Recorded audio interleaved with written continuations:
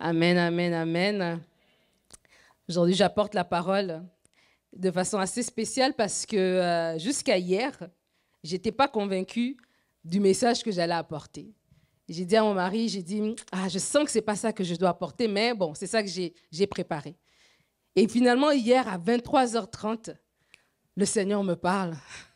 Et je change mon message. Là, je change le message. Et je lui dis, est-ce que tu veux que je te dise c'est quoi le message? Il dit, non, non, il est minuit, moi, je vais dormir. Et donc, du coup, je suis restée en bas. Et Dieu veut parler à l'Église. Et je crois que si on est ouvert, si on est réceptif, le Seigneur va faire des grandes choses au milieu de nous. J'aime l'Église.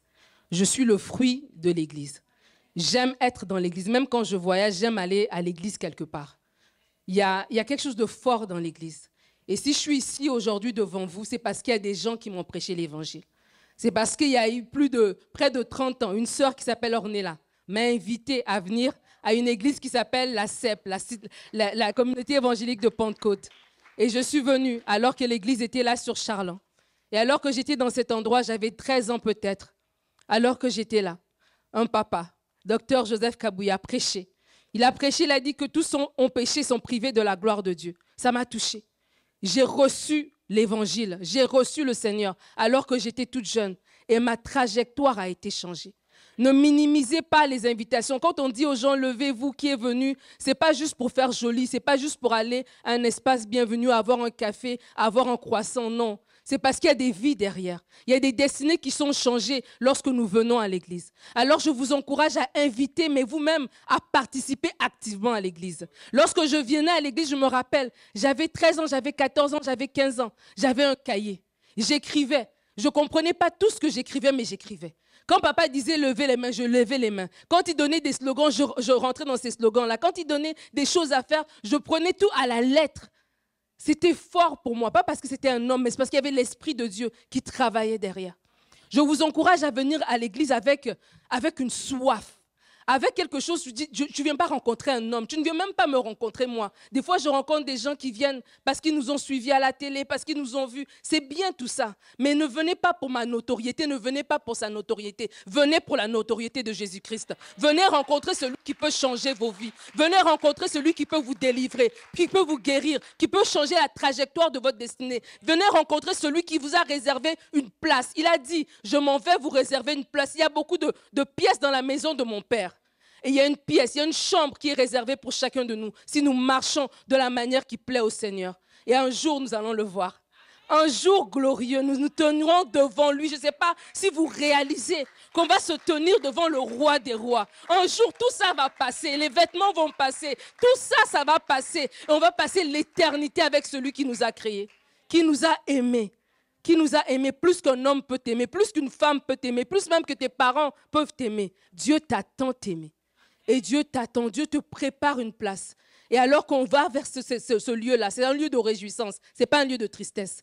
Il n'y aura plus de pleurs, la Bible dit, alors qu'on sera devant lui. Ceux qui nous ont précédés sont déjà dans cette gloire-là. Nous aussi, on la goûtera un jour. Et ma prière pour toi ce matin, alors que tu viens à l'église, viens avec sérieux, viens avec expectative, viens avec une attente de rencontrer quelqu'un, de rencontrer Jésus, d'être transformé. Viens, comme je disais ce matin, au premier culte, alors que la parole t'est prêchée. Qu'est-ce que, Seigneur, tu veux me dire? Qu'est-ce que je peux garder de cette parole? Tu sais, des fois, on a trop de pression en tant que prédicateur. On a l'impression qu'on doit prêcher à tout le monde. Je dois d'abord prêcher aux jeunes, mais en même temps aux personnes âgées. Je dois prêcher à ceci, à cela. Or que la parole, elle est tellement extraordinaire parce que c'est la parole de Dieu. Donc le Saint-Esprit la multiplie entre guillemets. Le Saint-Esprit peut prendre le même verset alors que toi tu le comprends d'une manière. À une autre personne, Dieu donne une autre révélation.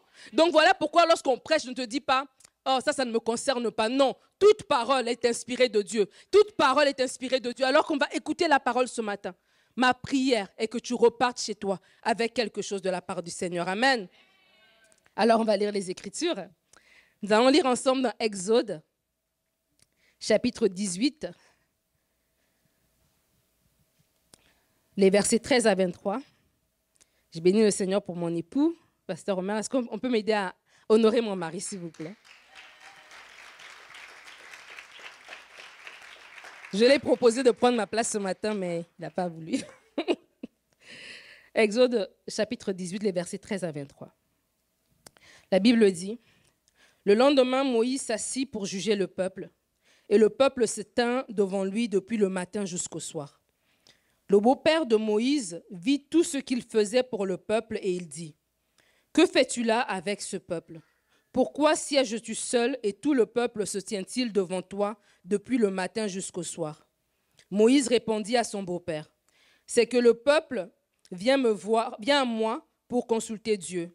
Quand ils ont quelques affaires, ils viennent à moi, je prononce entre eux et je fais connaître les ordonnances de Dieu et ses lois. » Le beau-père de Moïse lui dit, « Ce que tu fais n'est pas bien. Tu t'épuiseras toi-même et tu épuiseras ce peuple qui est avec toi, car la chose est au-dessus de tes forces et tu ne pourras pas y suffire seul. Maintenant, écoute ma voix. Je vais te donner un conseil et que Dieu soit avec toi. Sois l'interprète du peuple auprès de Dieu et porte les affaires devant Dieu. Enseigne-leur les ordonnances et les lois et fais-leur connaître le chemin qu'ils doivent suivre et ce qu'ils doivent faire. Choisis parmi tout le peuple des hommes capables, craignant Dieu, des hommes intègres, ennemis de la cupidité. Établis-les sur eux comme chefs de 1000, chefs de 100, chefs de 50 et chefs de 10. Qu'ils jugent le peuple en tout temps, qu'ils portent devant toi toutes les affaires importantes et qu'ils prononcent eux-mêmes sur les petites causes. Allège ta charge et qu'ils la portent avec toi. Si tu fais cela et que Dieu te donne des ordres, tu pourras y suffire et tout ce peuple parviendra heureusement à sa destination. Amen. Qui veut parvenir heureusement à cette destination? Qui veut parvenir heureusement aux choses glorieuses que Dieu a prononcées sur cette église? Dieu nous parle ce matin. Le deuxième texte que nous allons lire, c'est dans Philippiens 2. Philippiens 2, les versets 3 à 4. Paul va parler, il dit « Ne faites rien par esprit de parti ou par vaine gloire, mais que l'humilité vous fasse regarder les autres comme étant au-dessus de vous-même, que chacun de vous, au lieu de considérer ses propres intérêts, considère aussi ceux des autres. » Amen. Dans ce texte ici d'Exode, on voit le peuple à la sortie d'Égypte. On voit qu'un Dieu les a délivrés. Dieu les a fait sortir de 430 ans d'esclavage. Ils se retrouvent à la sortie. Ils ont traversé la mer Rouge de façon extraordinaire. Dieu les a délivrés. Dieu les a amenés à une nouvelle saison. Dieu les a amenés à une nouvelle étape dans leur vie. Et juste ça, ça me rassure. Ça me rassure alors qu'on arrive à la milieu de l'année que Dieu est un Dieu qui tient ses promesses.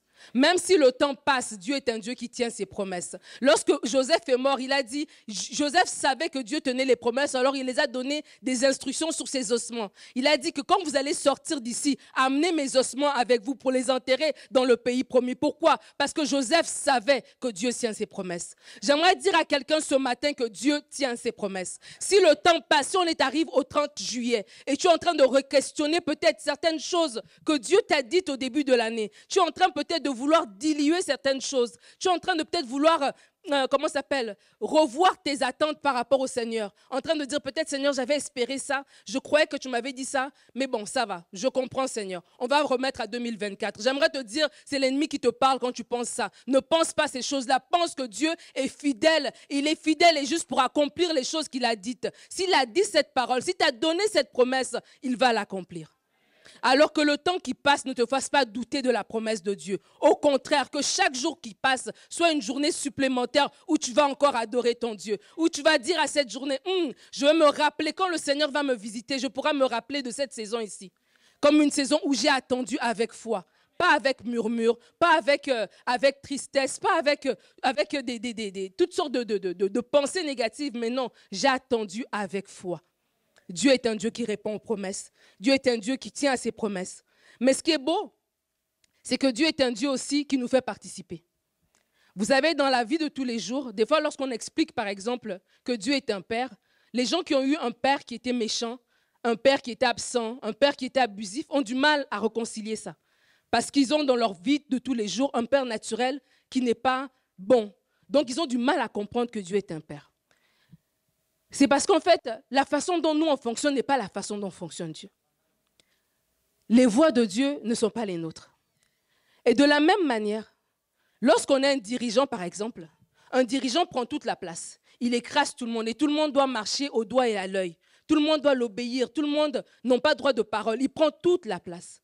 Et donc, du coup, quand on arrive dans le royaume, on n'a pas l'impression, on n'arrive pas à comprendre que Dieu veut nous associer. On se dit, mais comment un Dieu aussi grand voudrait m'associer? On a l'impression qu'on doit être passif dans la vie chrétienne. Mais la vie chrétienne n'est pas une vie passive. La vie chrétienne est une vie active. Dieu a fait, oui, l'œuvre de la croix est une œuvre qui est accomplie, une œuvre qui est complète, tu n'as rien à rajouter. Mais alors que tu es sur terre, Dieu a besoin de toi. Dieu a besoin que tu mettes aussi ta main à la pâte. Dieu te donne les matériaux et il a besoin que tu construises. Et alors là, on voit que Dieu a sorti le peuple du pays d'Égypte. Et on se dit, ben, il les a sortis du pays d'Égypte, c'est bon. C'est la victoire, tout est accompli. Mais en fait, Dieu leur sort du pays d'Égypte, oui. Dieu leur donne d'aller vers le pays promis, certainement.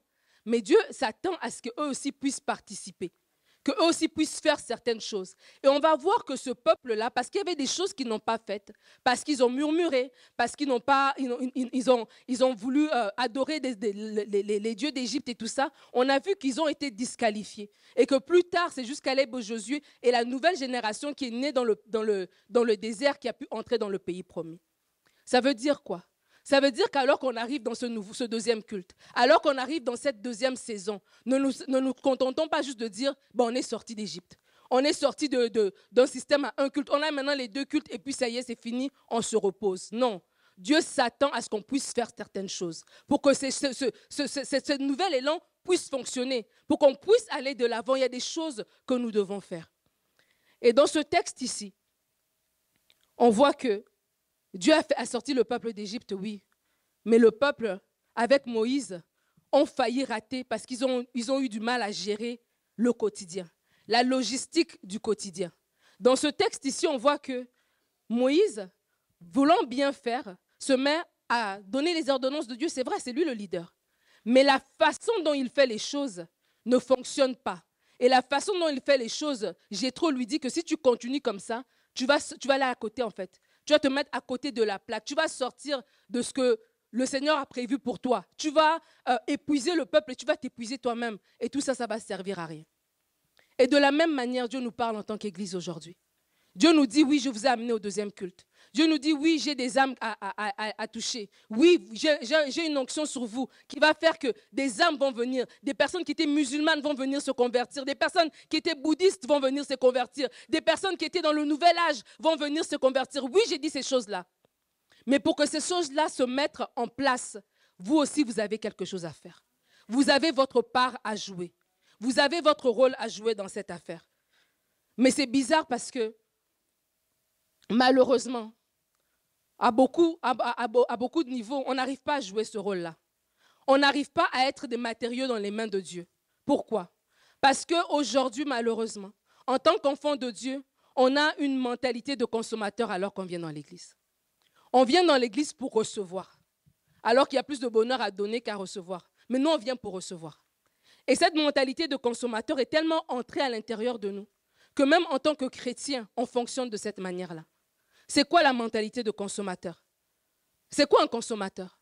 Un consommateur, un client, c'est quelqu'un qui veut être servi.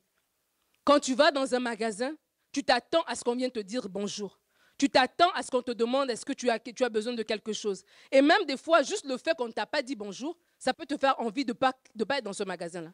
Ça te donne envie de quitter cet endroit-là. Et pourtant, tu avais besoin d'acheter la chose. Est-ce que tu as besoin de la robe ou pas? Est-ce que tu as besoin du pantalon ou de la chaussure ou pas? Oui, tu en as besoin. Mais parce que tu es un consommateur, tout ça, ça joue aussi. Et donc, ces petites choses-là, le fait que la caissière n'a pas eu le temps de te saluer est une raison pour toi de quitter ce magasin-là. Mais voyez-vous, on a cette mentalité-là lorsqu'on vient à l'église. Le fait que je suis venue peut-être et que je n'ai pas trouvé l'accueil comme je voulais. Le fait que tout n'est pas centré autour de moi me refroidit au point où je ne veux pas participer, je ne suis pas un matériau que Dieu utilise pour faire avancer son œuvre. Et cette mentalité-là, nous devons nous en défaire. Parce que c'est une mentalité qui nous habite, parce que dans la vie de tous les jours, c'est comme ça qu'on fonctionne. Et dans la vie de tous les jours, lorsqu'on va au magasin, on veut que la caissière s'occupe de nous. On veut que tout le monde autour de nous tourne autour de nous. Mais dans la vie de l'Église, ce n'est pas comme ça. Dans la vie de l'Église, comme papa nous a dit tout à l'heure, nous sommes gens de la maison de Dieu. Dans la vie de l'Église, cette Église-là, c'est votre Église. C'est la maison de votre Père. Donc ça veut dire que vous devez être pleinement participant dans cet endroit ici. Ce n'est pas le poids qui repose sur une personne, qui repose sur 5, 6 personnes. C'est un poids collectif que nous portons tous ensemble. Et lorsque nous portons ce poids ensemble, nous ne pouvons qu'aller de l'avant. Lorsque nous portons ce poids ensemble, nous ne pouvons que voir des grandes choses. Lorsqu'on voit des grands ministères, ces grands ministères ne sont pas grands à cause de l'onction d'une personne. L'onction est peut-être le point de départ, mais ça prend un travail d'unité. L'onction est peut-être le point de départ, mais ça prend des hommes et des femmes qui se lèvent derrière. Jétro a dit, choisis des gens qualifiés, des gens établis, des gens qui aiment le peuple, des gens qui sont bien assis à l'intérieur d'eux, j'ai envie de dire. Donc ça veut dire que avancer, oui, l'onction du leader, oui, mais il y a tout un travail derrière. Vous aussi, vous êtes qualifiés. Vous aussi, vous êtes remplis de l'esprit. Vous aussi, vous avez des dons et des talents. Vous aussi, vous avez un appel sur votre vie. Alors nous devons nous lever. Ne nous contentons pas de dire nous avons eu la victoire comme ce peuple et courir la chance de mourir dans le désert. Le consommateur n'est pas fidèle. C'est dans sa nature même, la définition même du consommateur. Un consommateur veut ce qu'il y a de meilleur. Il veut le meilleur deal. Il n'y a personne qui va aller quelque part et puis il va payer plus cher. Il veut trouver où est-ce qu'on paye moins cher. Et même s'il est vraiment loyal, il reviendra dans le magasin qui est plus cher en lui disant, écoute, moi on m'a fait une offre comme ça. Est-ce que tu peux la matcher ou pas? Et si la personne peut matcher l'offre, alors il va aller là. Mais sinon, il ira toujours au plus offrant. Et cette mentalité est une mentalité qui atteint les chrétiens. C'est pour ça qu'on a des chrétiens qui vont d'église en église, qui vont de message en message, qui écoutent le message du dimanche que le pasteur a prêché, mais la semaine qui écoutent autre chose. Et du coup, ils ne sont pas bâtis, ils ne sont pas nourris, ils ne sont pas stables. Et si on n'est pas stable en tant que communauté, mais on ne peut pas aller de l'avant, on ne peut pas avancer. On va peser sur 3, 4, 5 personnes alors qu'on est une multitude de personnes. Mais ce que le Saint-Esprit veut vous dire ce matin, c'est que responsabilise-toi. Tu es l'Église. Il a besoin de toi également. Il a mis en toi des dons et des talents. Il a mis en toi des choses qu'il a besoin, que cette Église a besoin pour pouvoir aller de l'avant. Le peuple a reçu la promesse de délivrance. Mais leur attitude a été une faille en fait. Et heureusement que Jétro est venu pour montrer cette faille-là. Parce que leur attitude était un peu l'attitude que nous tous nous avons ici. Des fois, on lit la Bible et on juge beaucoup, on va juger les gens qu'on lit, parce qu'on lit l'histoire très rapidement. Mais si le Seigneur nous montre notre propre vie, on se rend compte que nous aussi, on aurait fait peut-être les mêmes choses, peut-être même on aurait fait pire. On juge facilement le peuple en disant, mais c'est vrai, ils ont pesé lourd sur Moïse. Mais pourquoi le peuple a fait ça? C'est parce que le peuple a vu en Moïse un leader. Et c'est normal. Nous aussi, ici à l'église, nous avons un leader. Et on peut être porté comme ce peuple a pesé sur le leader. Pourquoi? Parce qu'on pense que le leader doit tout porter. On a cette vision du super-héros. Je ne sais pas pour vous, moi j'ai des enfants qui regardent des Marvel. Moi-même j'ai regardé, je crois. Je ne saurais même pas vous dire qu'est-ce qui est quoi. Mais je sais qu'il y a des super-héros. Et le super-héros, il fonctionne comment? Le super-héros, il ne se fatigue jamais. Le super-héros, il est toujours là. Le super-héros, il s'occupe de tout le monde sauf de lui-même. On n'a jamais vu vraiment Batman, il fait quoi? Superman, il dort quand? Non. Il est toujours prêt à n'importe quel moment pour sauter à la rescousse, pour aller aider quelqu'un. Et quelque part, nous-mêmes, en tant qu'enfants de Dieu, on doit vivre le renouvellement de l'intelligence. Et quand on n'a pas le renouvellement de l'intelligence, on peut amener cette mentalité-là dans l'église, où notre pasteur est le super-héros, où la responsable des femmes est la super-héroïne, où le responsable de l'école du dimanche est le super-héros. Donc j'ai 4 enfants de moins de 8 ans, mais ça fait 2 ans que je suis dans l'église, je n'ai jamais fait du bénévolat une seule fois. Je ne suis jamais descendue une seule fois m'occuper des enfants, mais chaque dimanche, mes enfants vont en bas. Mais qui s'en occupe?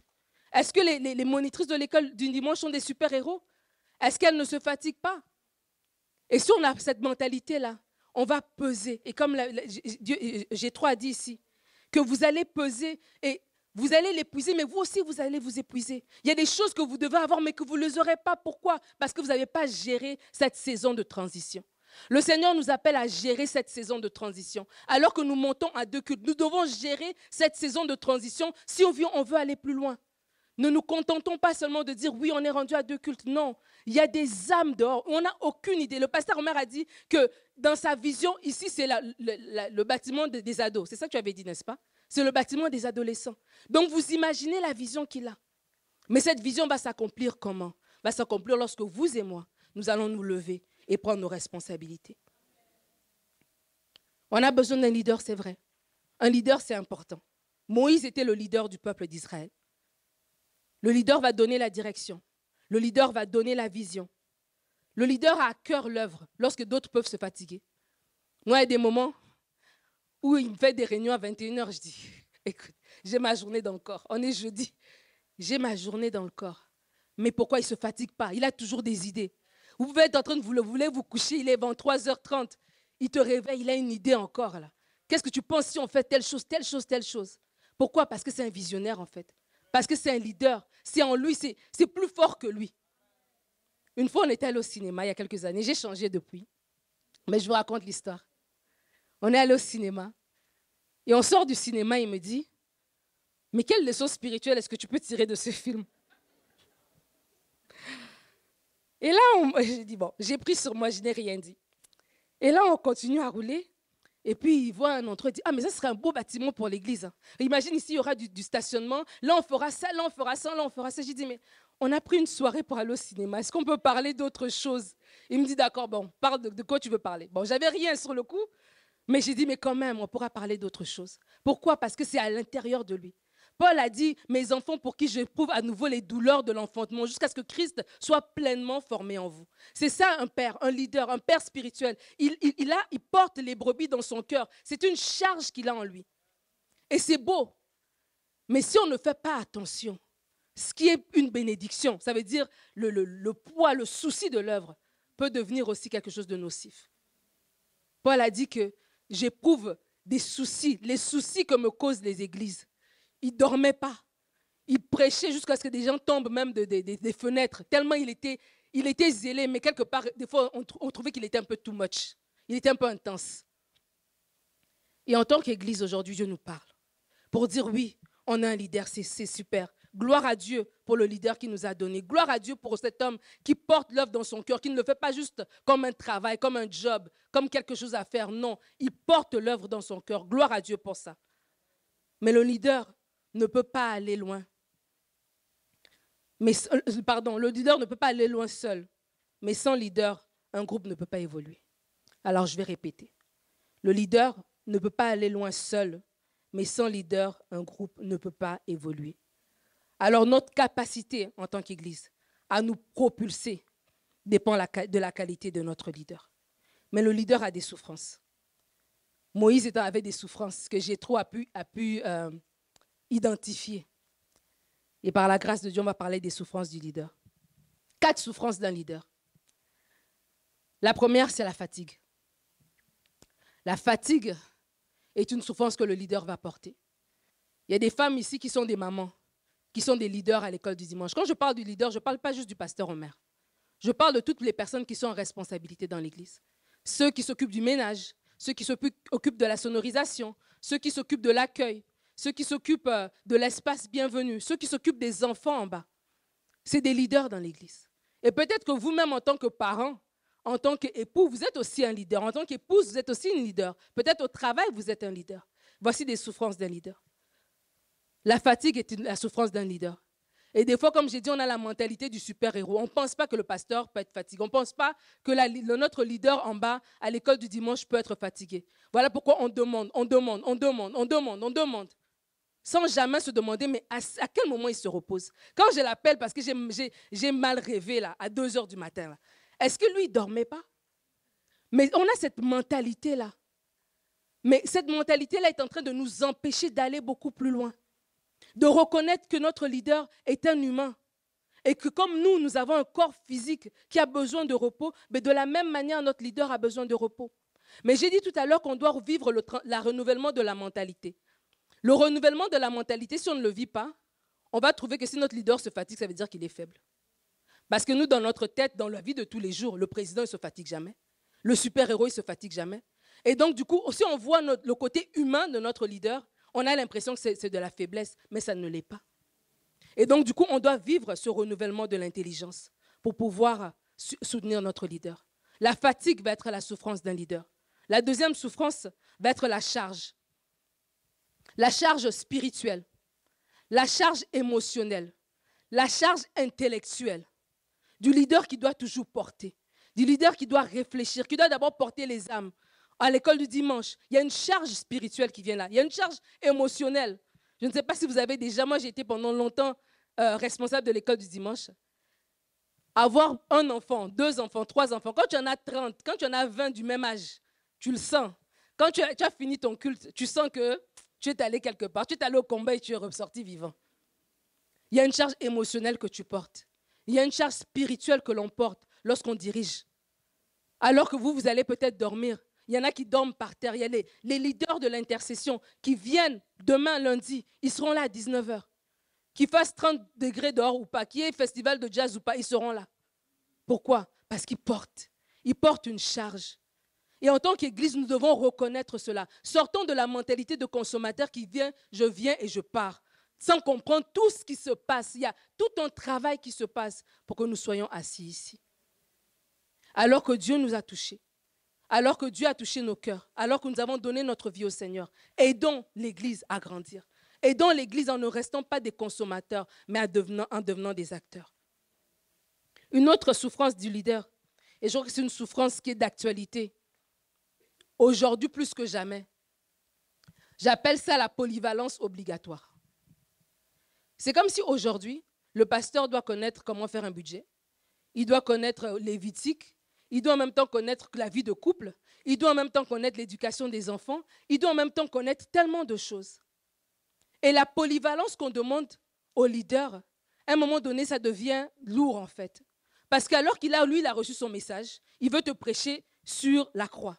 Mais toi maintenant, tu veux qu'il fasse ton budget, tu veux qu'il vienne dans ta vie de couple, qu'il règle tes problèmes de famille. Tu veux qu'il fasse ceci, qu'il fasse cela. Et cette polyvalence-là devient une souffrance pour le leader. Lorsque le leader n'est pas lui-même rempli à nouveau, ça devient difficile. Pourquoi? Parce que les exigences sont démesurées.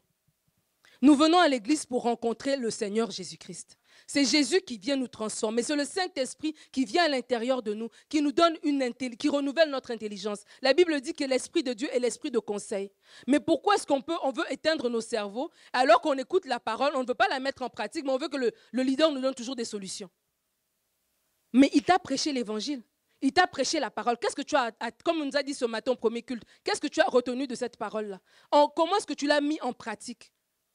Et si on ne met pas la parole en pratique, je vais donner mon propre témoignage, que j'avais un cahier, que j'écrivais les messages. Est-ce qu'un jour je pensais que j'allais prêcher? Non. Mais j'écrivais quand même les messages.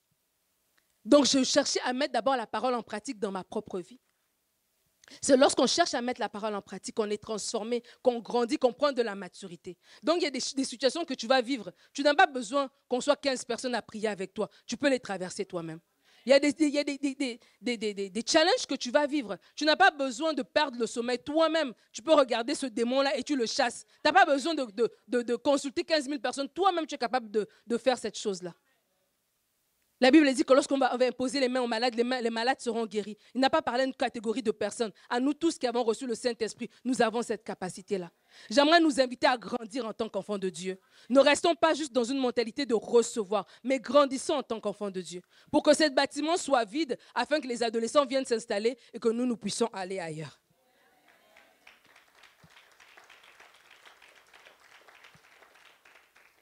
Une autre souffrance du leader, la dernière, ça va être la pression. La pression est une souffrance que le leader va vivre. La Bible va dire que Saül, devant la pression du peuple, va offrir le sacrifice, alors qu'il ne devait pas le faire. Et des fois, il y a la pression comme ça. Certains vont venir dire une chose. Pasteur, tu devrais faire ceci. Ah, pasteur, tu as tamisé les lumières, c'est trop sombre. Pasteur, tu veux mettre clair. Ah, mais non, mais pasteur, là, c'est trop clair. Pourquoi tu as mis comme ça? Pasteur, ceci, pasteur, cela. Et là, on vient comme ça et on fait une pression au leader. Et cette pression est dangereuse. Le leader doit savoir se reposer sur les gens et non avoir des gens qui constamment remettent en question, constamment critiquent, constamment mettent de la pression. Le leader, ça peut être Christelle qui a chanté devant. Est-ce que lorsqu'on va voir Christelle à la fin du culte, on aura pour elle des paroles d'appréciation ou bien on aura de la pression? Que moi, j'aurais bien voulu tel chant, moi, j'aurais bien voulu telle chose, moi, j'aurais voulu ceci, j'aurais voulu cela. Allégeons le poids de nos leaders en enlevant la pression sur eux.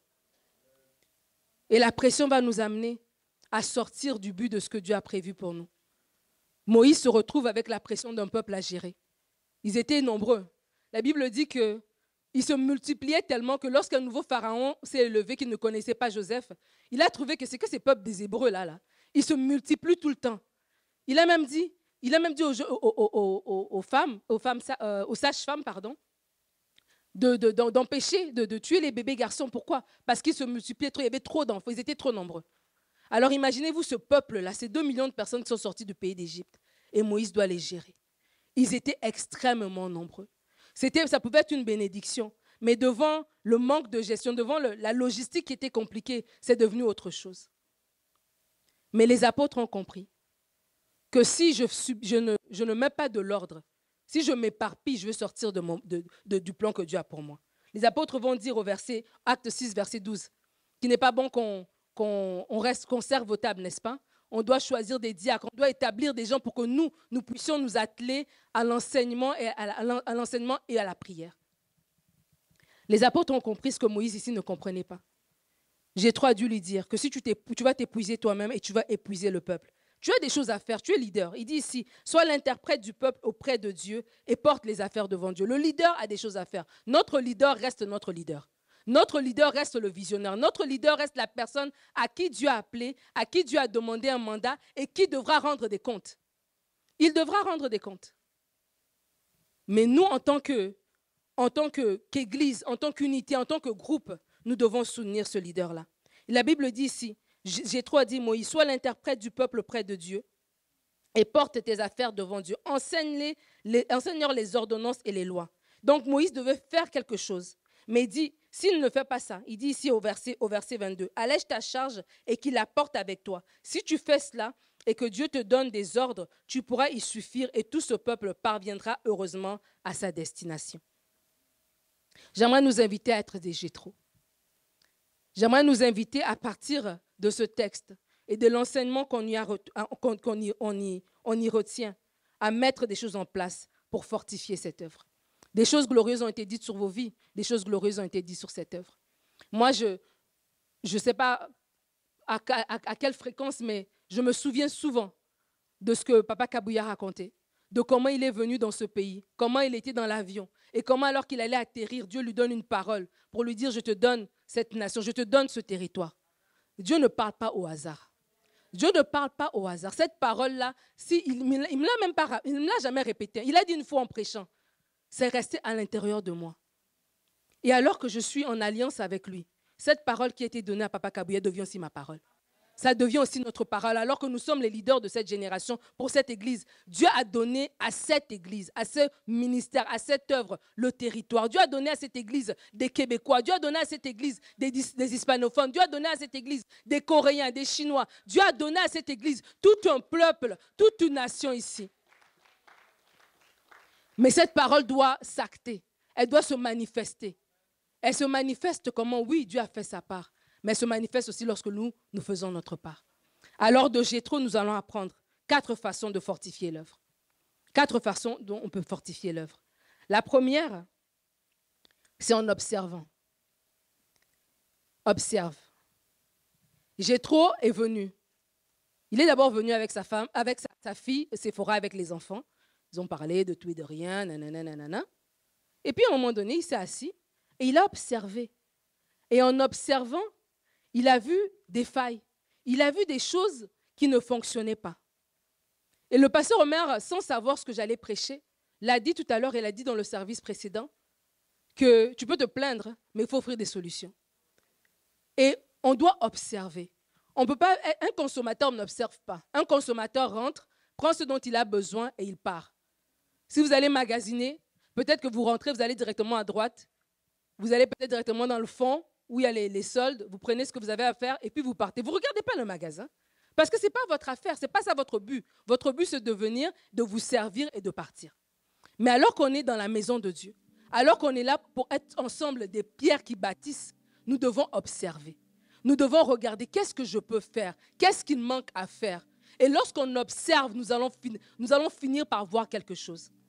Alors que tu es rempli du Saint-Esprit, lorsque tu observes, Dieu va te montrer quelque chose. Dieu va te montrer une faille, quelque chose que tu peux faire.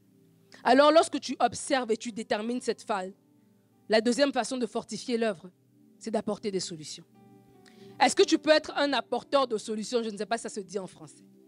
Est-ce que tu peux apporter des solutions? Apporter des solutions par rapport au service de repas, apporter des solutions par rapport au service de ménage, apporter des solutions par rapport à la louange. Quelqu'un a apporté une solution par rapport au son. Le son de la batterie qui était pas gérable. Quelqu'un a apporté une solution.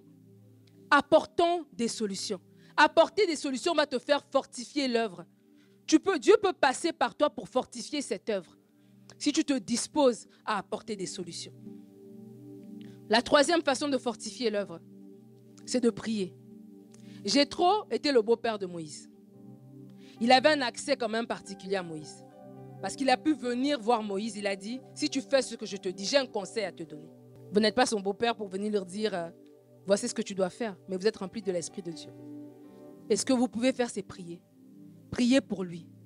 Priez pour le leader. Priez pour vos leaders. Vous êtes une maman d'enfants de bas âge. Priez pour les personnes qui s'occupent de vos enfants en bas. Priez pour que lorsqu'ils parlent, ils disent des mots qui vont rester dans le cœur de vos enfants. C'est le pasteur Joseph qui a prêché une parole et le Saint-Esprit a pris cette parole et il l'a révélée à mon cœur. Je ne pourrais pas t'expliquer Romain à ce moment-là. Je ne savais pas ce que c'était quoi le péché, c'était quoi la gloire, c'était quoi. Mais je savais que tous sont péchés et sont privés de la gloire de Dieu. Cette parole a suffi pour que le Saint-Esprit touche mon cœur et transforme ma vie. Alors tu dois prier pour ton leader. Ce n'est pas une chose facile. Prie pour tes enfants. Des fois, tu penses que tu vas les élever à coup de tablette. Ce n'est pas la tablette qui va élever ton enfant. Ce n'est pas à coup de cadeau. C'est Dieu qui transforme. C'est l'Esprit de Dieu qui touche les cœurs. Alors prie, alors que tes enfants vont à l'école du dimanche. Prie pour ces leaders-là. Prie pour l'équipe de louange. Prie pour les leaders de l'équipe de louange. Que lorsqu'ils chantent, il y a une onction qui arrive. La Bible dit que alors que Josaphat, il y avait une guerre. Qu'est-ce que Josaphat a fait? Alors que les Ammonites et tous les autres peuples voulaient le combattre, il a mis en place des chantres qui sont passés devant. Et les chantres ont chanté. Et la victoire a été donnée. Jéricho était barricadé. C'est par des chants que les murs de Jéricho sont tombés. Donc ça veut dire que quand on chante ici devant, ce n'est pas un spectacle. Quand on chante ici devant, ce n'est pas un accord de voix. C'est un travail spirituel qui se fait. Tu peux arriver juste dans la louange, tu es guéri. Juste dans la louange, tu es transformé. Juste dans la louange, tu es délivré. Juste dans la louange, avant même que le service, entre guillemets, n'ait commencé, tu es déjà transformé. Donc une façon de fortifier l'œuvre, c'est prier pour ces personnes-là. Parce que lorsqu'ils sont devant, ils prennent des coups. Lorsqu'ils sont devant, ils prennent des coups. On a dit qu'il y a une charge émotionnelle, il y a une charge physique, il y a une charge spirituelle à servir le Seigneur. Alors prie pour eux. Ce n'est pas une question de voix. Moi, heureusement, je n'ai pas ce fardeau. Je chante comme je chante. Mais je sais que mon chant fait tomber des murs. Mon chant crée un espace dans le monde spirituel. Mon chant apporte ma louange à Dieu. Mon chant est en train de faire quelque chose. Alors prions pour ces gens-là. Ne regardons pas comment ils sont habillés. Ne regardons pas est-ce qu'ils ont bien mis les chansons. Non, non, non, non, non. Il faut un travail spirituel. Et lorsque tu vas te mettre à prier pour les différents leaders de l'Église, tu vas fortifier l'œuvre. Et le Seigneur te récompensera pour ça. La quatrième façon de fortifier l'œuvre, c'est d'aimer. Aime ton leader. Aime l'œuvre. Aime ton leader. Jéthro a aimé Moïse. Parce que c'est un conseil de quelqu'un qui t'aime. Parce que tout le monde a vu. Tout le monde a vu Moïse en train de siéger du matin au soir. Moïse est humain comme eux. Ils ont bien vu que Moïse était là du matin au soir. Et ils ne sont pas dit, mais comment est-ce que Moïse fait? Mais l'amour nous amène aussi à amener des solutions. L'amour nous amène aussi à dire, mais toi, comment est-ce que tu vas? Jéthro ne s'est pas contenté comme les autres à recevoir les instructions de Moïse et à partir. Non. Jéthro a dit, mais Moïse, comment tu vas? Si tu continues comme ça, tu vas t'épuiser. Tu vas craquer, tu vas tomber. C'est pas comme ça. Oui, Dieu t'a appelé. Oui, Dieu t'a établi pour t'occuper de ces personnes. Mais voici le conseil que je te donne. Fais ceci, fais cela pour continuer dans l'œuvre, pour continuer dans le champ, dans le couloir que Dieu t'a donné, mais sans t'épuiser. Et je nous invite à aimer nos leaders. Je vous invite à aimer le pasteur Omer. Je vous invite à aimer la sœur Linda. Je vous invite à aimer Axel. Je vous invite à aimer Colombe. Je vous invite à aimer Flore, à aimer Christelle, à aimer Randy. Je vous invite à aimer toutes ces personnes qui semaine après semaine nous portent. Je vous invite à les aimer. Je vous invite à les aimer. Lorsque vous allez les aimer, vous saurez prier pour eux. Lorsque vous allez les aimer, vous saurez les porter. Lorsque vous allez les aimer, lorsque vous allez voir leurs failles, ça ne va pas vous amener à les mépriser. Au contraire, ça va vous amener à chercher une solution. Jéthro a vu la faille de Moïse. Et cette faille-là ne l'a pas amené à mépriser Moïse. Non, ça l'a amené à chercher une solution pour Moïse. Un leader qui est en santé, ça veut dire que le peuple va arriver à destination. Église, nous avons des choses à faire. Nous avons des choses glorieuses. Nous avons une destination collective et une destination individuelle dans nos vies. Mais pour y arriver, nous avons besoin de notre leader en santé. Voilà pourquoi je vous ai lu ce texte tout à l'heure, de Philippiens 2, 3, qui dit « Ne faites rien par esprit de parti ni par vaine gloire, mais que l'humilité vous fasse voir les autres comme étant au-dessus de vous-même. Que chacun de vous, au lieu de considérer ses propres intérêts, considère aussi ceux des autres, ayant en vous les sentiments qui étaient en Jésus-Christ. » J'ai perdu le fil du temps. Je ne sais plus combien de temps il me reste. Alors, j'ai 3 points et puis je finis, promis. Je viens de revenir, hein, soyez indulgents. Je pensais que le culte était à 11h, donc pour vous dire à quel point je suis un peu perdue. La Bible dit, Philippiens 3, ne faites rien par esprit de parti. Si on veut fortifier cette œuvre, si on veut aller plus loin, si on veut aller dans ces choses glorieuses, les atteindre, comme j'ai dit, c'est collectif et c'est individuel. Donc la première des choses ici, c'est d'enlever l'esprit de parti. L'esprit qui dit, ben, si ce n'est pas pour moi, j'ai rien à gagner, donc je ne m'investis pas. La Bible dit, ne faites rien par esprit de parti ou par vaine gloire. Je nous encourage dans cette saison, à chacun de nous mettre la main à la pâte. À chacun de nous à se dire, c'est pas parce que ce n'est pas ma responsabilité, ça veut dire que je ne peux rien faire. Que dès où tu es en ce moment ici, considère que c'est ta maison. Considère que que tu portes le poids aussi de cette église-là, que tu portes le poids de cette œuvre-là, que ce que tu fais peut aider à faire avancer ou faire régresser, ou mettre en neutre. Mais je t'invite à choisir de faire avancer. Alors si tu enlèves en toi l'esprit de parti pris, tu vas te dire, je dois faire quelque chose. Tu vas te dire, j'ai une solution à apporter. Il y a quelques années, à TVA Nouvelle, il y avait les élections. Et avant les élections, il y avait un chef de parti, c'est un journaliste en fait qui est rentré en politique. Et il critiquait le gouvernement. Oh là là, il avait toujours quelque chose à dire. Tout ce que le gouvernement faisait, il avait quelque chose à dire. Moi j'écoutais, j'étais comme waouh, mais ce monsieur a beaucoup d'idées. Il avait toujours des idées. Il parlait. Il était sur toutes les tribunes. J'ai dit non, prochaines élections, il faut voter pour ce gars-là. Je sens qu'il maîtrise la chose, quoi. Et aux prochaines élections, je n'étais pas la seule à avoir été séduite parce que ce monsieur a gagné. Il n'a pas fait 3 mois au pouvoir. Pourquoi? Parce qu'alors qu'il était en train de critiquer, lui-même, il ne bâtissait pas. Il voyait les failles sans voir les solutions. Si tu vois les failles sans voir les solutions, une fois que tu es devant, tu ne vas pas y arriver, tu ne vas rien faire. Mais souvent des personnes qui voient des solutions, qui apportent des solutions. Et même si tu n'es pas en responsabilité, ne te dis pas que le leader va le faire. Moi, quand ce sera mon tour, moi aussi je vais faire. Comme cet homme-là du parti de l'opposition qui s'est dit que lui, quand il sera Premier ministre, là maintenant, il n'y aura plus de nid de poule. Là maintenant, il n'y aura plus d'attente dans les urgences. Là maintenant, il y aura ceci, il y aura cela. Si tu n'as pas maîtrisé quelque chose alors que tu étais en bas, tu ne vas pas le maîtriser une fois en haut. Si tu ne l'as pas maîtrisé alors que tu étais en dessous de quelqu'un, alors que tu devais servir quelqu'un, tu ne le maîtriseras pas pour qu'on te serve toi. Voilà pourquoi je t'invite à ne pas avoir un esprit de parti pris. Ne te dis pas que c'est lui le leader, il n'a qu'à voir. Non. Si tu es à l'école du dimanche, tu vois quelque chose, tu peux aider. Tu es sur Internet, tu as vu une solution. Même pour le ménage. Tu es allé Canadien Intérieur, tu as vu que non, il y a un nouveau produit. Ben, tu l'amènes à l'église. C'est comme ça qu'on est en train de fortifier l'œuvre. C'est comme ça qu'on avance. La Bible dit, au lieu de considérer ses propres intérêts, considérez ceux des autres. Considérer les autres comme nous, c'est avoir de l'amour pour les autres. L'amour est le lien de la perfection. Je nous invite à avoir un amour sincère, à grandir dans notre amour. À grandir dans notre amour les uns pour les autres pour que l'œuvre puisse avancer. La Bible dit d'avoir les mêmes sentiments qui étaient en Jésus. Les sentiments qui étaient en Jésus, oui, on nous parle d'humilité dans ce verset-là. Mais Jésus est venu pas pour se glorifier lui-même, il est venu pour donner la gloire à Dieu. Il est venu parce qu'il avait le souci des âmes. C'est le souci des âmes qui a amené Christ sur terre. C'est le souci de nous avoir près de lui. C'est le souci de nous réconcilier avec Dieu qui a amené Jésus sur la terre. Que nous ayons le souci des âmes. Si nous avons le souci des âmes, nous allons changer cette église. Si nous avons le souci des âmes, nous allons faire des choses extraordinaires. Que chacun de vous ait le souci des âmes. Ce n'est pas le fardeau d'une classe de personnes. C'est à nous tous. Que chacun de nous ait les soucis des âmes.